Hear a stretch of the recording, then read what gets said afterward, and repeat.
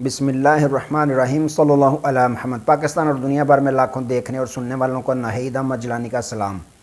ناظرین، آپ کو جیلانی جی یوٹیوب چینل اور فیس بک پیج پر خوش آمدید۔ امید کرتا ہوں آپ جہاں کہیں بھی ہوں گے اپنے اہل خانہ سمیت باخیریت ہوں گے، خوش بھی ہوں گے اور محفوظ بھی۔ ناظرین کرام، اپنی گفتگو کا آغاز کرنے سے پہلے تمام خواتین و حضرات سے یہ گزارش ہے جو ہمارے چینل پہ ابھی نئے ہیں وہ جیلانی جی چینل سبسکرائب فرما لیں تاکہ روزانہ آپ تک ہماری نئی ویڈیوز آسانی کے ساتھ پہنچ سکیں۔ بلا تاخیر اپنی گفتگو کا آغاز کرتا ہوں۔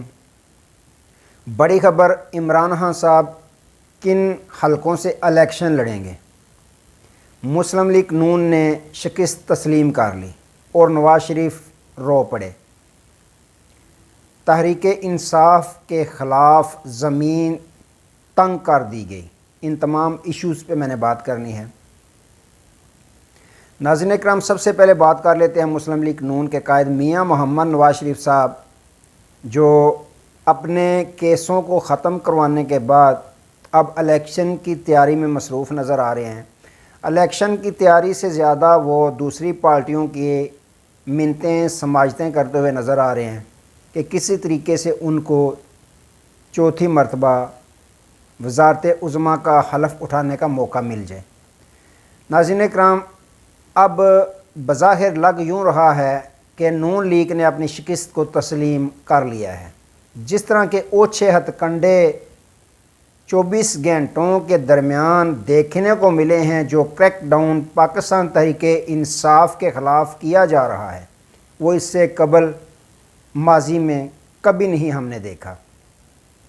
اچھا، مسلم لیگ نون کے قائد میاں نواز شریف صاحب نے اپنی شکست جو ہے وہ تسلیم کرتے ہوئے آج دوبارہ وہی ماضی والا رونا شروع کر دیا کہ مجھے پاناما کے کیس میں مجھ پہ پاناما کا کیس بنایا گیا اور اقامہ پہ مجھے نکال دیا گیا۔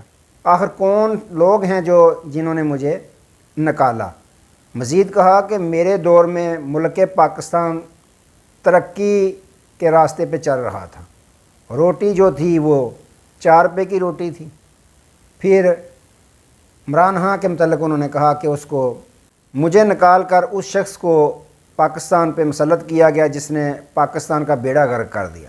اچھا، اب میاں صاحب یہ تو کہہ گئے کہ آپ کے دور میں روٹی 4 روپے کی تھی، ملک پاکستان بڑی ترقی کر رہا تھا، پھر آپ کو نکال دیا گیا۔ ابھی تک آپ کو یہ معلوم نہیں ہو سکا کہ آپ کو کس نے نکالا تھا۔ تو اگر آپ کو ابھی تک نہیں معلوم ہوا کس نے آپ کو نکالا تھا تو میاں محمد شہباز شریف صاحب جو آپ کے چھوٹے بھائی ہیں ان سے پوچھ لیں کہ ان کو کون لے کے آیا تھا۔ اگر آپ کو ابھی تک نہیں معلوم کہ آپ کو نکالا کس نے تھا، اسی نے نکالا تھا، انہی نے نکالا تھا جو آپ کو اب لے کے آئے ہیں، جنہوں نے آپ کے بھائی کی حکومت بنوائی، خان کو نکالا، آپ کے بھائی کو لے کے آئے۔ اپنے بھائی سے پوچھیں ذرا کہ ڈگی میں بیٹھ کے کہاں جاتے رہے۔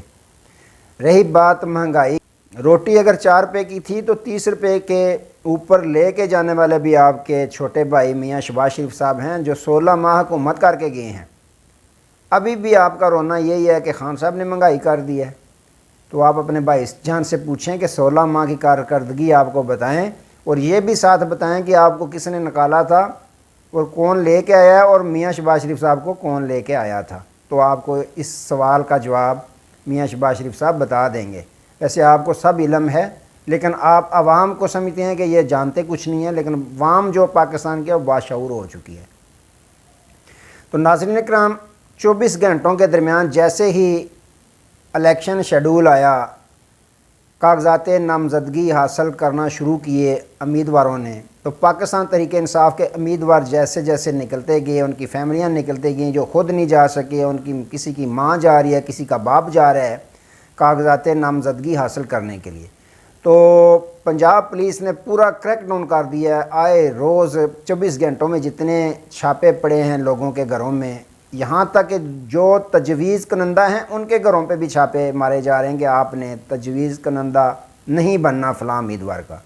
یہاں تک عمیر نیازی کے والد صاحب گئے کاغذات نامزدگی حاصل کرنے کے لیے، تو ان کے ہاتھ سے ہائی کورٹ کے باہر ڈی ایس پی باوردی تھا، اس نے ان کے ہاتھ سے کاغذات نامزدگی چھین لی ہے۔